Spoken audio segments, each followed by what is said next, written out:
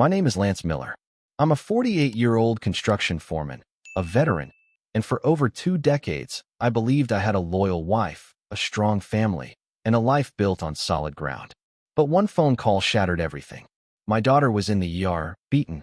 And the reason why? It wasn't just betrayal. It was war, and it started in my own home.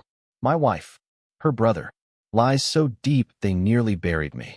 But they forgot who I was, and what I'm capable of when you hurt the one thing I swore to protect. My daughter. The coffee tasted like burnt rubber, but I drank it anyway. I was distracted, my mind looping around deadlines, schedules, steel orders. Just another Tuesday morning, or so I thought. The bitter brew was punishment for losing focus. The kitchen was quiet, just the way I liked it. Sunlight pushed through the blinds in stripes. Landing on the floor, I'd laid with my own hands. My boots were already on, ready for another day running the site. I was a construction foreman now, built homes, managed crews, lived by a schedule. Routine had become my armor, discipline my second nature.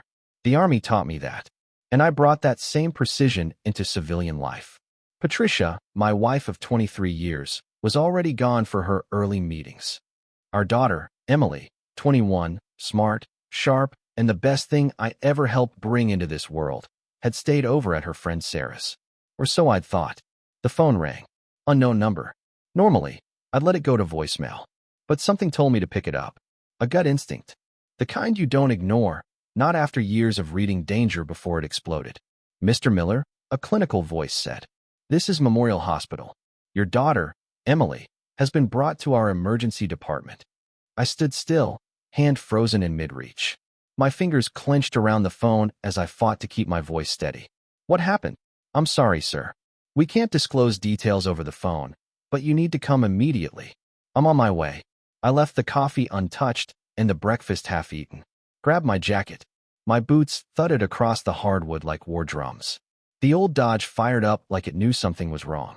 I drove like a man possessed but calm, controlled urgency, the kind you learn when your mistakes cost lives. When I reached the hospital, the fluorescent lights hit me like flashbangs. Too clean, too cold. A nurse pointed me down a corridor to a curtained bay. My military training kicked in, eyes scanning, senses on high alert. And then I saw her. Emily lay in the hospital bed, her face bruised and swollen. Her right eye was nearly shut, bandages wrapped around her wrist. Tears carved silent trails down her cheeks. She looked so small in that oversized gown. "Daddy," she whispered, voice cracking. I went to her, took her hand gently. Every bruise on her face hit me like a bullet to the chest. "I'm here, sweetheart. Tell me what happened." She tried to speak, but broke into sobs. I waited. Let her breathe. "I came home early," she said, choking on the words. "I was at Sarah's, but I forgot my wallet. I came in and heard noises upstairs." I froze. "In your room," she said, barely audible. "Mom was there, with Uncle Victor." Everything in me went still. "Patricia, with her own brother. In our bedroom." I yelled. Emily continued. "And then these 2 men, they came out of nowhere. Big guys. They grabbed me in." She trembled violently. "Threw me down the stairs," she whispered. My hands gripped the bed rail so tightly my knuckles whitened. I felt my jaw clench, my breath steady, but something deep inside me ignited. "They're still there," she added, voice smaller than I'd ever heard. "Drinking your whiskey. Laughing. Did a doctor see you? They're waiting for x-rays." I kissed her forehead. "I'll be back soon." Her hand caught mine before I could leave. "Don't do anything stupid, Dad." I gave her a thin smile. Cold. Controlled. "Nothing stupid," I said. "Just necessary." I walked straight to the nurse's station. "Emily Miller. I need a copy of her injuries. Full documentation. Photos. Reports. All of it." "That's not standard procedure, sir." "Make it happen," I said, low and deliberate. "Those bastards aren't walking away from this." She paused. Nodded. Something in my eyes must have told her I wasn't bluffing. Back in the hallway, I pulled out a number I hadn't used since Kandahar. I owed no one favors anymore, but a few people still owed me. "This is Miller," I said when the line picked up. "Remember that debt you never repaid? I'm calling it in. I need everything on Victor Cole. His businesses. His associates. Everything. Full sweep." I hung up and stared at the ER doors.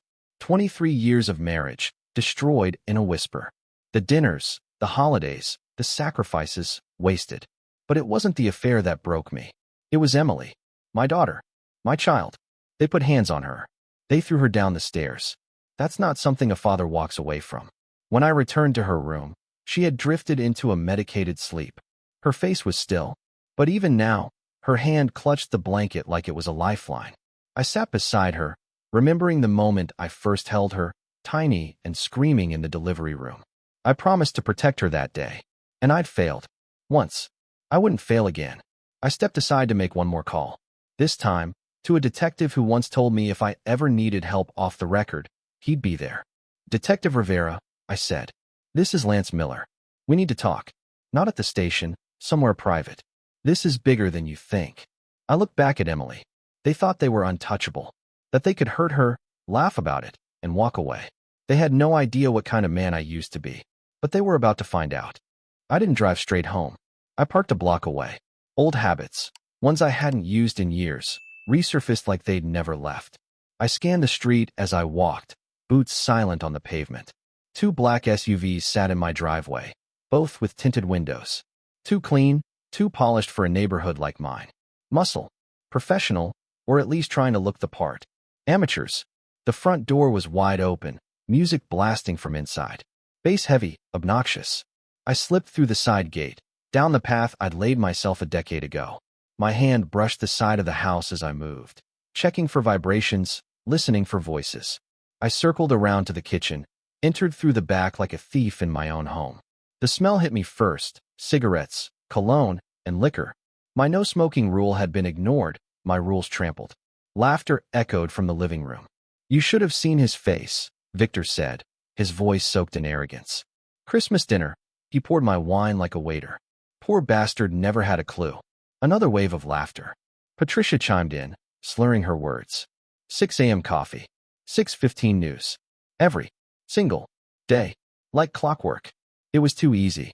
They were laughing at me, mocking everything I'd built, every routine that had kept our lives together. While I worked, they were destroying everything. I stepped into the doorway.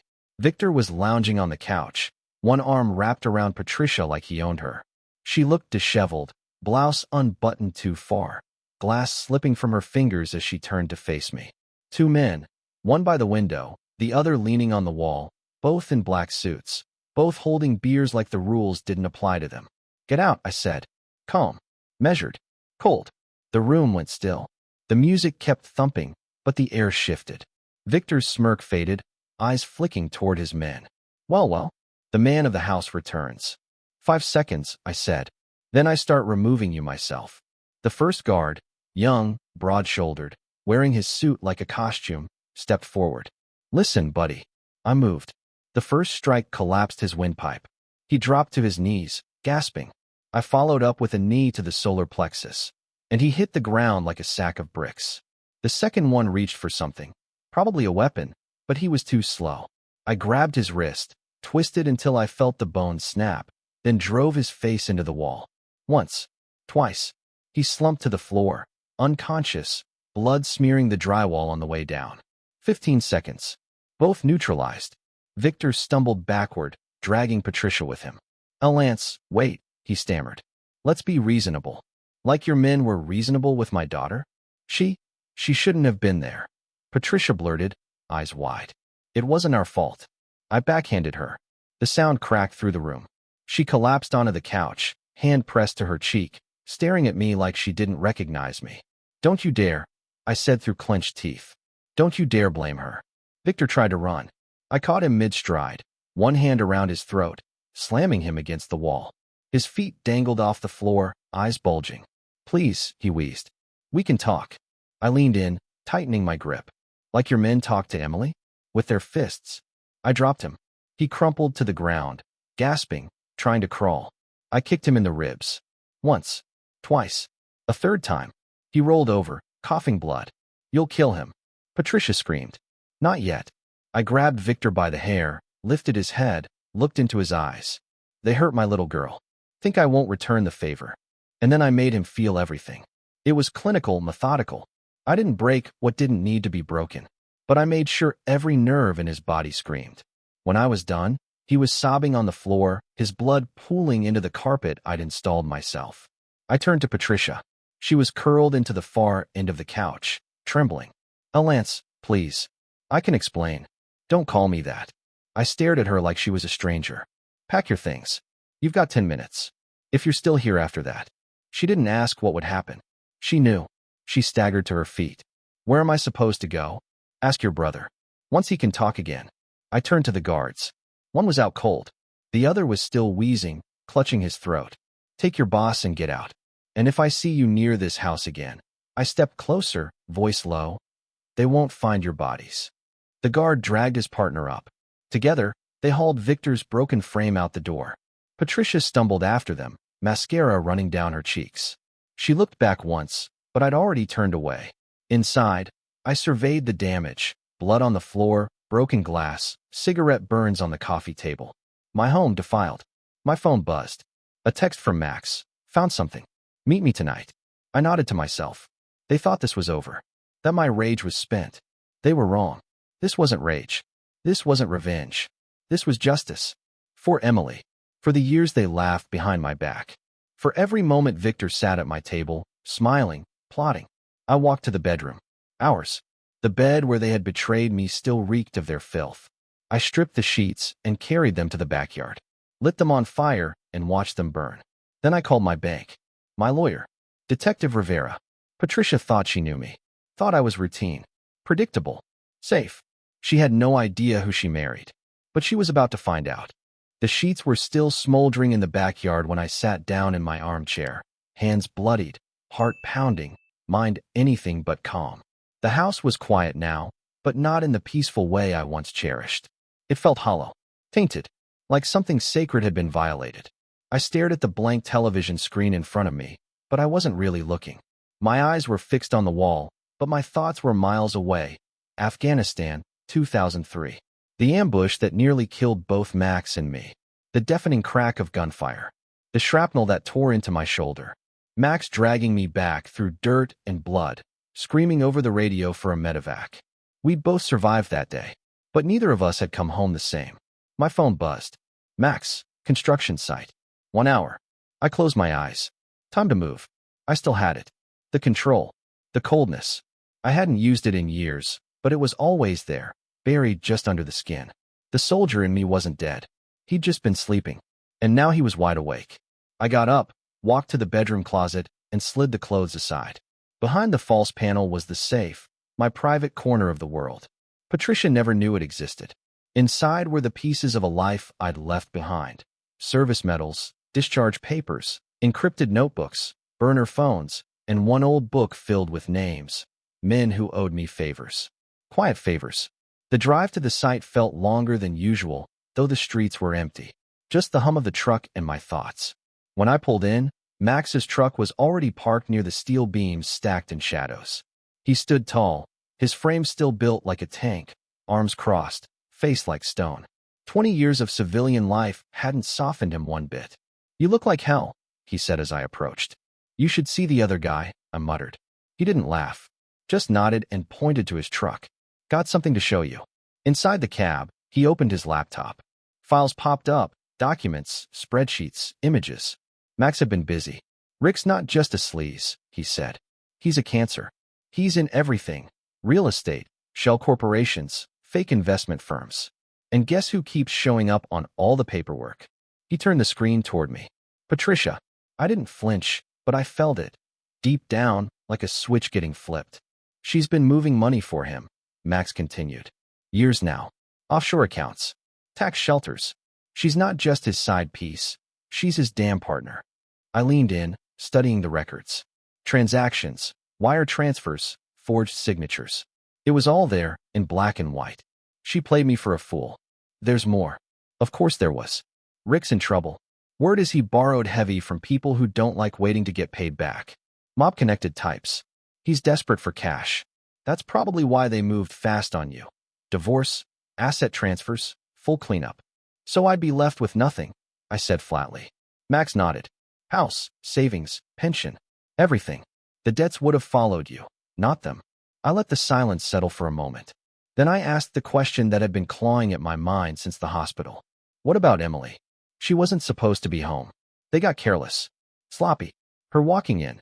Yeah, that wasn't part of the plan. Rick's goons panicked. My fists clenched. I stared at the laptop, but I wasn't seeing data anymore. I was seeing her face, bruised, broken, scared. My baby girl. They hurt her. They'll pay for that, Max said, voice firm. But not if you get yourself killed rushing in. Rick's got connections. Judges, cops, politicians. I'm not going to kill him, I said. Max raised a brow. No. That's too easy. Too clean. I met his eyes. I want them to suffer. I want them to lose everything, the same way they planned for me. He studied me a long moment, then nodded. Then we do this smart. I need everything. Every document, every shady business deal, every skeleton in their closets. What about Patricia? She made her choice. My voice turned to ice. She can live with it. I left him at the site and drove home with my mind racing. My house didn't feel like a home anymore. It felt like a crime scene. I walked through each room like an investigator, retracing steps I hadn't paid attention to before. I found a second phone in her jewelry box. Financial documents hidden behind our tax files. Business cards from foreign banks tucked into the back of a drawer. It had all been there, right in front of me. I just never looked. In Emily's room, I paused. Her walls were covered in pictures, birthdays, beach trips, her high school graduation. One photo of Patricia hugging her, smiling like the perfect mother. That smile made me sick now. My phone buzzed again. Emily, when can you pick me up? Me. Tomorrow morning. Get some rest. Another message followed. Patricia, we need to talk. I stared at the screen, then deleted it. There was nothing left to say. I spent the night in my chair, cleaning my sidearm with a focus I hadn't felt in years. I made lists, reviewed names, studied accounts. The plan was taking shape. They thought they were dealing with the same old Lance Miller, the dependable husband, the blue-collar guy who played by the rules. They were wrong. The soldier was back, and war was coming. I arrived at the hospital just after sunrise, the weak morning light doing nothing to soften the sterile chill in the air. My boots echoed sharply across the linoleum as I made my way down the corridor toward Emily's room. The nurses at the desk gave me a small nod. They'd seen me around enough by now to know I wasn't just another worried parent. I was something else entirely. Through the narrow window in the door, I saw her, lying on her side, face turned to the muted television, bruises even darker than they had been yesterday. Her eye was still swollen, her wrist wrapped tightly in fresh gauze. But when I walked in, her eyes lit up, and just for a second, she smiled. Hey, baby girl, I said, pulling the chair beside her bed. Dad, she whispered, her voice stronger than before, but still raw. The doctor said I might be able to go home tomorrow. Not home, I replied, sitting down and taking her hand in mine. You're going to stay with Sarah and her parents for a while. But why? I want to go home. I squeezed her hand gently. Because it's not safe. Not yet. She looked away, hurt flashing in her eyes, but she didn't argue. Then her voice dropped. Mom called me. My jaw tensed. What did she say? She said it wasn't what I thought. That Uncle Victor, her voice cracked. That it was a misunderstanding. That I shouldn't have come home early. That it was my fault. I stood up fast, pacing the room, fists clenched. It took every ounce of discipline I had not to put a hole in the wall. Nothing about this is your fault. Do you hear me? Nothing. She nodded slowly, eyes misting again. I should have told you sooner. I saw them whispering when you weren't around. Rick started showing up more when you were working late. I even saw legal papers in Mom's car last week. Divorce stuff. I thought it was just some misunderstanding. No. I came back and sat beside her again. You trusted her. That's not a crime. She leaned into my hand. I'm sorry, Dad. You have nothing to be sorry for. Just tell me everything. When did Victor start coming around more? Anything you remember. She began to speak, slow at first, then faster as details came pouring out. Missed appointments, late-night meetings, phone calls Mom would take in the garage, the time she found a foreign bank brochure in Patricia's purse. Every word she said was fuel. I built a timeline in my head.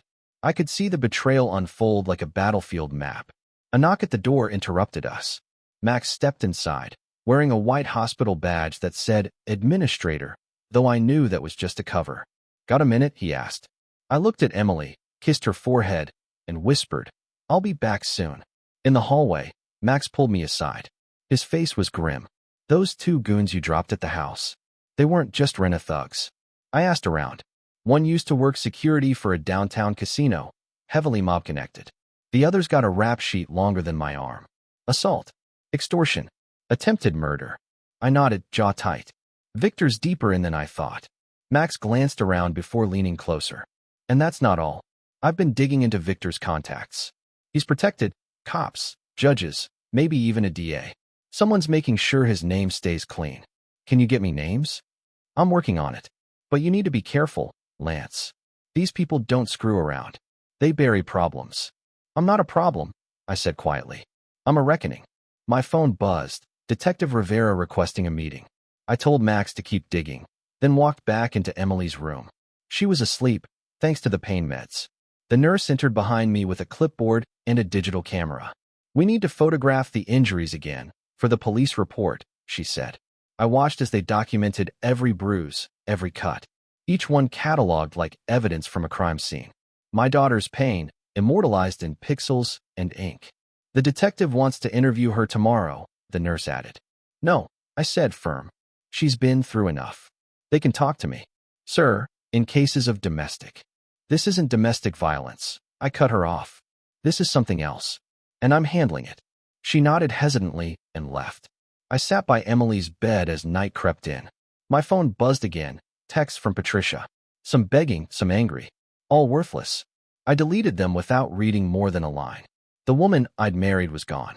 She'd stood by and let those men lay hands on our daughter. She watched her crawl, bruised and bleeding, and chose silence. That wasn't betrayal. That was unforgivable. I pulled out my wallet and ran my fingers over my old military ID. Once, I was a man who fought for something bigger. A soldier who understood violence wasn't the first answer, but sometimes it was the only one that worked. They brought violence into my home. Now they were going to learn what it felt like when a soldier brought it back. Detective Rivera looked like he hadn't slept in days when I met him at his office. The walls were lined with dusty case files, coffee-stained folders, and the kind of frustration you only see in cops who still care but are buried beneath corruption. You look like hell, he said, gesturing for me to sit. Been living in it, I replied. Without another word, he slid a thick manila folder across the desk. You need to see this. Inside were surveillance photos. Patricia, my wife, no, the woman who used to be my wife, was meeting with various men. Suits, slick hair, too clean for comfort. One photo stood out. A younger man in his 30s, smug grin, Rolex visible even in grayscale. That's Julian Torres, Rivera said. Con artist. Specializes in real estate fraud and financial laundering.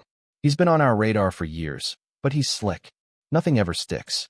And she's been meeting him 6 times in the last month. All off the books. Private clubs. High-end cafes. Torres helps people move money, sets up shell companies, creates offshore accounts. The kind of stuff that vanishes overnight. I felt the heat rise in my chest, slow and dangerous. So she's not just cheating. She's laundering. She's doing more than that, he said, voice grim. 3 weeks ago, she moved nearly all of your joint savings. Transferred into an account we can't trace. And the paperwork? It's got your signature. I never signed anything. No, but someone did. Good enough to fool your bank. That's how deep this goes. Rivera pulled out more documents. And your brother-in-law? His business isn't real. It's a front. He's laundering drug money. Running protection rackets. Those bodyguards? They're enforcers for the Castellano family. I leaned back slowly. The name hit like a gunshot. Castellano. One of the most powerful crime families in the region. Old money, old blood, and not the kind of people you cross without a death wish. They've got cops on payroll, judges in their pocket, Rivera said. Including Judge Michael Preston, been sealing cases connected to Victor's operations. Dismissing charges. Wiping records. It was all coming together. They weren't just cheating. They were dismantling my life piece by piece. And they almost got away with it. Rivera hesitated before speaking again. Lance, these people are dangerous. They'll kill you if you push too far. They already hurt my daughter, I said coldly. They've crossed the line. I'm not backing off. He slid a USB drive across the table. This has everything we've gathered on Torres, Victor, and their operations. Unofficially, of course. I owe you, I said. You owe me your self-control, he replied. Don't make me arrest you later. I left the station and headed straight for the bank. The manager, a middle-aged woman with sympathetic eyes, brought up our accounts. She didn't need to say much. The numbers spoke for themselves. Patricia had drained everything: retirement, college savings, emergency funds. Gone. Vanished. Like we'd never existed as a family. She had power of attorney, the manager said softly. Everything was properly authorized. I asked to see every document, every transfer. She complied.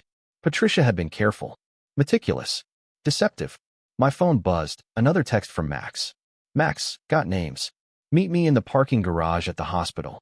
I found him leaning against a concrete pillar, puffing on a cigarette despite the no-smoking signs. He didn't offer a greeting, just handed me a folded piece of paper. Judge Preston's been covering for Victor for years, he said. Dismissed every charge that came near his businesses. And those two enforcers? Vincent Caruso and Tony Baglia. Caruso's still in the ICU? You wrecked him. Baglia just got released. Where does he live? Max hesitated. Why? I need to ask him some questions. These guys are killers, Lance.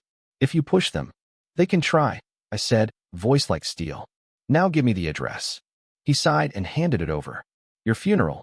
I didn't respond. I had no intention of dying. Not before this was done. Back at the house, I didn't bother checking if Patricia had taken everything. I already knew she had. But I wasn't looking for jewelry or clothes. I went straight to her home office. Her sanctuary, the one room she never let me organize. The filing cabinets were full. Bank statements, meeting notes, foreign transaction records. Sloppy. Overconfident. She never expected I'd look here. Or maybe she didn't care anymore. Then I found the hidden folder. Photos. Her and Victor. Intimate. Twisted. Like trophies of their betrayal. Some taken in our bedroom. Others in hotel rooms I didn't recognize. Blackmail insurance. I realized then, Patricia wasn't just a pawn in Victor's game. She was playing her own. Using him. Using me. She wanted it all. My phone rang. Patricia. I almost deleted the call but hesitated. Time to start playing my own game. I answered, voice cold. Yes. Lance, we need to talk. This isn't what you think. So you didn't steal from me? Didn't watch while they threw our daughter down the stairs? I didn't know, Victor promised. What? That he'd leave me penniless and take the house. That you'd be free of the boring, loyal husband. She went silent. You really should have hidden your paperwork better, I said. I know everything now. About Torres.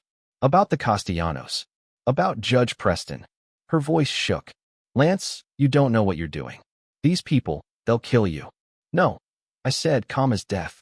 You don't know what I'm capable of. And then I hung up. I had everything I needed. Now it was my move. I sat in my dining room, a war table now. Every square inch was covered with files, photos, USB drives, and printed emails. Surveillance photos of Victor with his smug smile. Screenshots of Patricia's fake corporations. Transactions, timelines, offshore accounts. Proof of everything they thought they could hide. This wasn't revenge anymore. This was war. And I was building a battlefield. Max had delivered a full background on Torres. The man was a financial predator, targeting the desperate with fake investments, draining them dry, and disappearing their money through a labyrinth of shell companies. Patricia had helped set them up. Dozens of victims. Maybe more. Lives destroyed, retirements vanished, families torn apart. She wasn't just Victor's accomplice. She was an architect of ruin. Max looked across the table at me, swirling whiskey in a cheap glass. So what's the play, soldier? Expose them, I said. Every last one of them. Take down their empire brick by brick. Max arched a brow. And the Castellanos? They'll deal with Victor when they realize he's been skimming from them. He nodded slowly. You're going to get blood on your hands. Not mine, I said. Theirs. I started with Torres victims. The names Max gave me, widows, veterans, small business owners, all broken by fraud. I drafted anonymous letters, detailed how their money had been stolen, where it had gone, and who had taken it. I gave them hope. I gave them proof. And I gave them a time and place to confront him. A private investment recovery meeting. He'd walk into a room expecting praise, and instead find 20 people ready to rip his world apart. Then I turned my focus to Judge Preston. Izzy, Rivera's tech-savvy partner, met me in a parking lot behind the courthouse.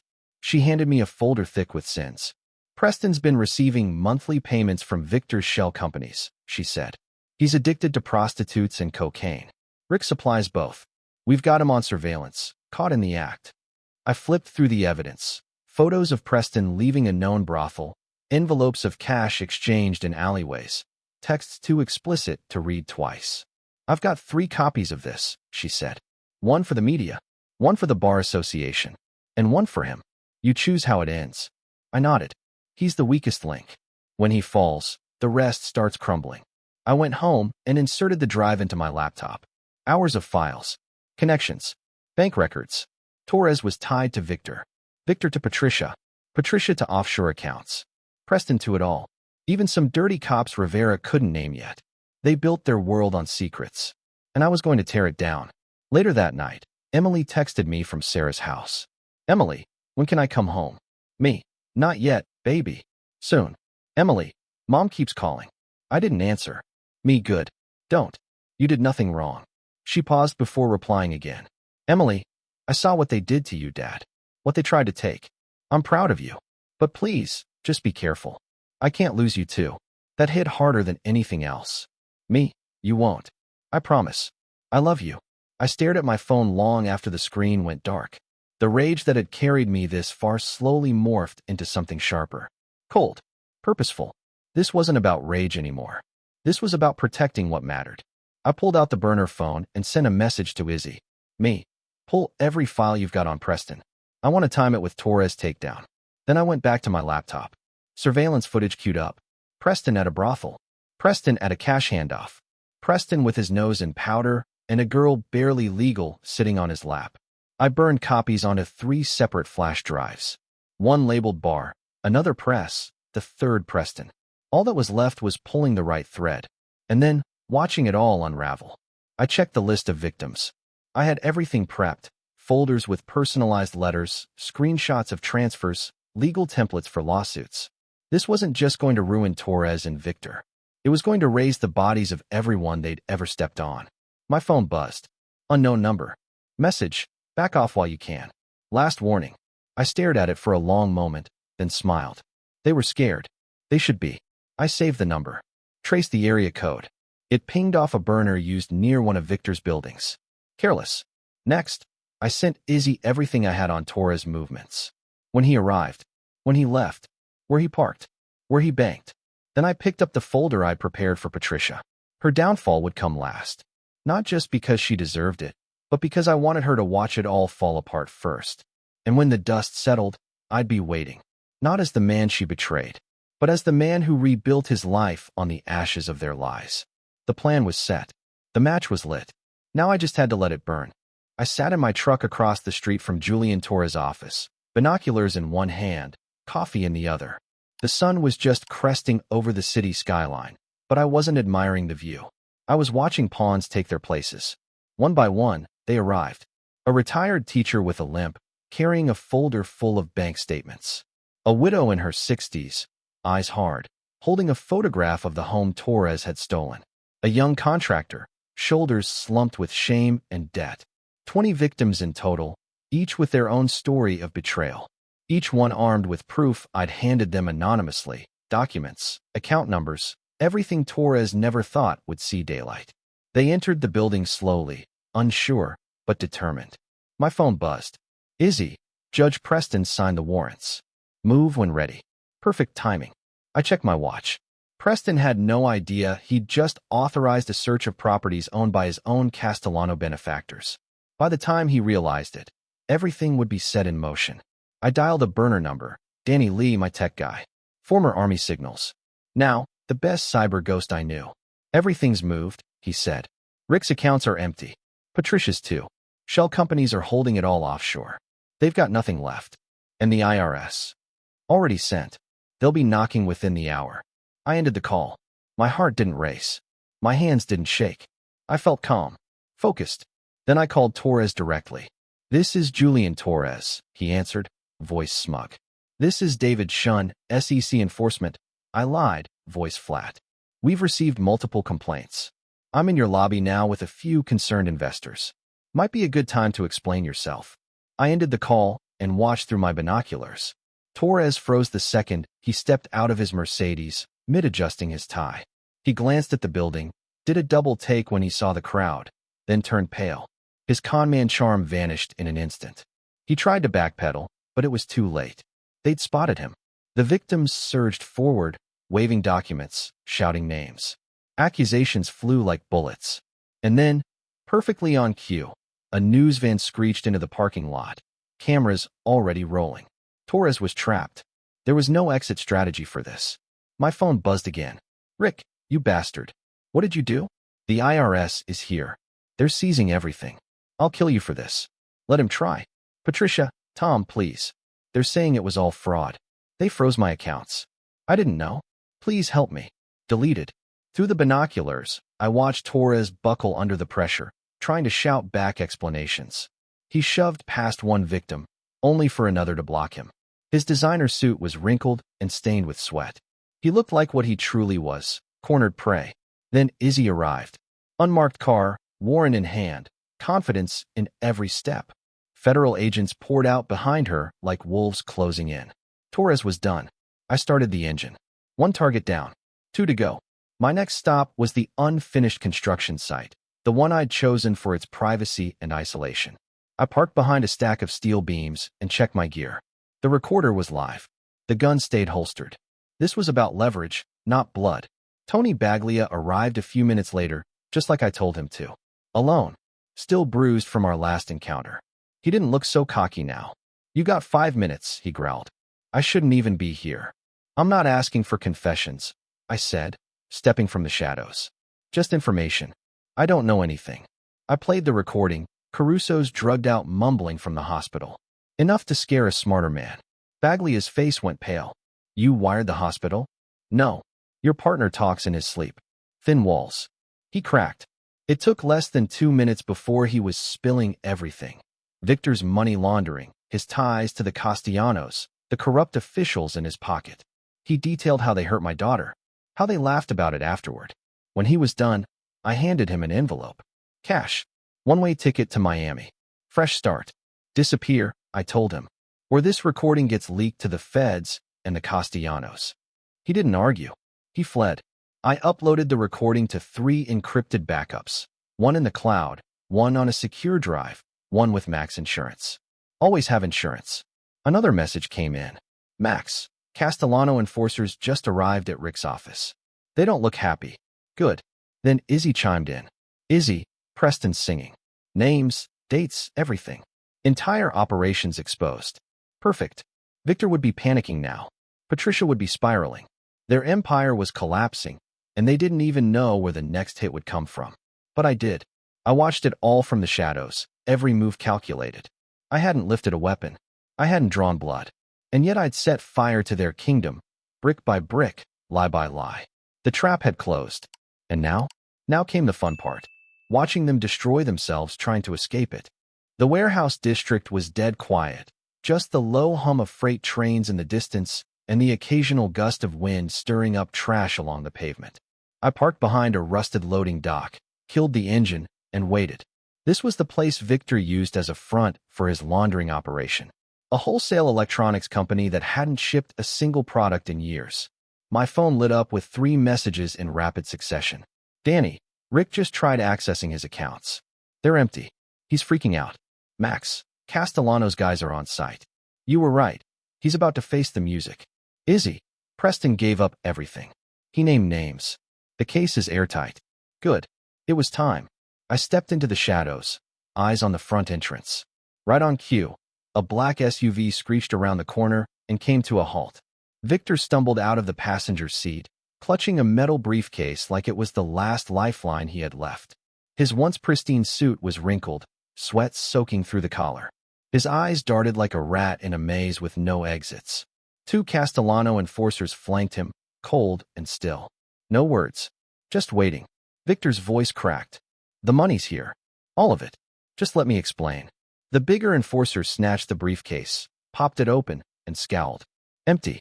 Victor's face turned ghost white. No. It was in there, I swear. Someone must have. You lost 10 million of the family's money. The other one growled. Mr. Castellano wants answers. I stepped out of the shadows. Looking for this. I held up a USB drive between my fingers. Bank records, transfer history, Proof of exactly where that money really went. Victor froze. His mouth opened, then closed. You skimmed off the top, Rick. For years. Played both sides. Got greedy. He lunged at me, but the enforcers grabbed him before he could take a single step. This is your fault, he screamed. You ruined everything. No, I said calmly. You did. You thought you were untouchable. Thought no one would notice. But you forgot one thing. People like you always leave a trail. The larger enforcer's phone buzzed. He checked it. His brow furrowed. Then he looked up and nodded at his partner. It's true, he said. Boss found the offshore accounts. He's been skimming. No. Please, I can explain. Victor's voice turned into a panicked whimper. The boss doesn't want explanations, the enforcer replied, hand moving to his weapon. He wants his money. I can get it back. I just need time. Time's up, I said, stepping back into the shadows. 2 muffled shots rang out. Silence followed. The enforcers carried Victor's body back into the SUV and vanished into the night. I waited a full minute, then pulled out my phone and made an anonymous tip to the police. By the time they arrived, the scene would look like a classic mob hit. Which, technically it was. My phone buzzed. Patricia. This time, I answered. It's over, I said before she could speak. What happened? Her voice was brittle, laced with fear. They said Rick is dead, that the accounts are frozen. Julian's been arrested. And you? I cut her off. You're broke, exposed, and alone. Just like you planned for me. This isn't what I wanted. Save it. I've got enough evidence to bury you alongside him. What do you want from me? I want you gone. I drove to the motel she was hiding in. Cheap, crumbling, far from the life she used to parade in front of everyone. She opened the door with mascara-streaked cheeks and shaking hands. You came to gloat? She asked. I came to deliver this. I tossed a folder onto the table. Divorce papers, witness statements, financial evidence tying her to the fraud. Try anything, I said. And this goes to the feds. You'll join your brother in hell. You can't prove. I can. I have. And you signed it all. You're lucky I'm giving you a way out. She looked at the papers, at me, and finally at the shattered shell of her life. What happens if I sign? You disappear. You never contact me or Emily again. You live quietly. You survive. And if I don't, then I destroy you completely. She signed. I left her there, sobbing, surrounded by the wreckage she helped create. Later that night, back at home, I sat by the kitchen window and watched the city flicker. My phone buzzed again. Izzy, Torres is rolling. Preston's done. Castellanos are cleaning house. You won. I didn't reply right away. Instead, I looked at the empty chair across from me, Emily's chair. She'd be coming home tomorrow. Safe. Whole. The war was over. I hadn't just survived. I'd dismantled the entire machine built to ruin me. I'd burned it to the ground. And from the ashes, I was building something new. This time, stronger. This time, untouchable. There's something war teaches you that peace often makes you forget. Never assume loyalty. Never mistake silence for safety. And always trust your instincts. Especially when something feels off. I spent years building a life, a family, a home. I believed that hard work, discipline, and love were enough to shield us from betrayal. But evil doesn't always come from strangers. It wears familiar faces, shares your dinner table, calls you darling, as it plans your destruction. I've learned that protecting your loved ones isn't just about providing. It's about vigilance. It's about not turning a blind eye to red flags just because they come from someone you care about. And most of all, it's about being willing to fight, not just with fists or fury, but with patience, precision, and purpose. To the older generation like me, let this be your reminder. It's never too late to stand up, never too late to reclaim your dignity, and never too late to rebuild. Betrayal might knock you down, but if you've still got breath in your lungs and strength in your hands, you've still got time to set things right.